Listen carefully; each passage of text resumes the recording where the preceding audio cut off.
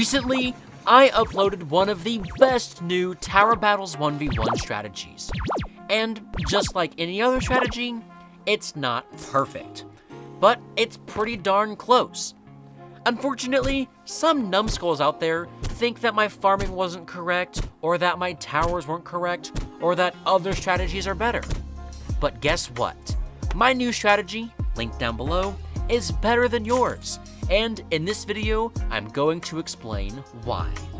So, starting off, I want to go ahead and address some of the common concerns, and why they're totally stupid, except for a couple. The 4 concerns that I kept seeing were over-defending, farm income, other strategies, which I've already covered at the beginning of this video, and what if the boss 1 rush fails? So, let's go ahead and quickly discuss. Oh, and there's also one big thing that I have to explain too. I'll start with the defense and farming issue, since they're both pretty much identical. Some people think that having only $300 per wave from the farms isn't very much, and it's not. But what's important to note is that by the time you're actually able to send boss 1s, all of the farms are profitable. This means that you actually do have extra money to send more bosses, as opposed to having hundreds of dollars sunk into your farms. And when it comes to the defense, it's pretty much the same thing. Every dollar counts, so having enough defense is important to ensure that this strategy is financially reliable.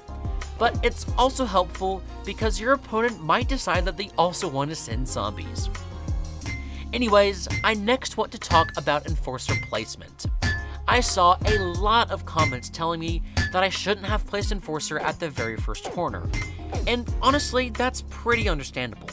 In fact, you could actually get away with a level 2 farm before wave 1 if you're okay with placing Enforcer further down the path.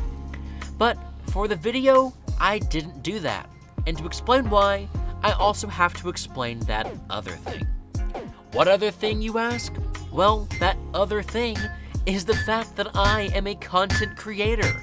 I make videos for all sorts of players, and it's extremely important in videos like these that players are able to follow along step by step. It's also important that what I show them works. This is why I slightly over-defend with that very first Enforcer. Yes, it can reduce your income a little bit, but it essentially guarantees that you leak the minimum amount of damage, which is the most reliable option, which is also why it made its way into my video. Remember, I don't make content for hardcore professional players. I make content for people who want to get better at the game. So, I sometimes have to make choices like that for video purposes, even if the end product isn't exactly quite as good as it could be. With all of that said though, some of you did have genuine concerns that weren't blatant idiocy, especially the person who pointed out Enforcer's corner placement optimization. But for the most part, a lot of people just seem to be gung-ho on ripping on my old strategy, or just relying on the current Mega Android meta, even if it's not as versatile as my new strategy. But yeah, it's actually time to go ahead and end this video. If you have any more comments, go ahead and leave them down below. I'll try to respond.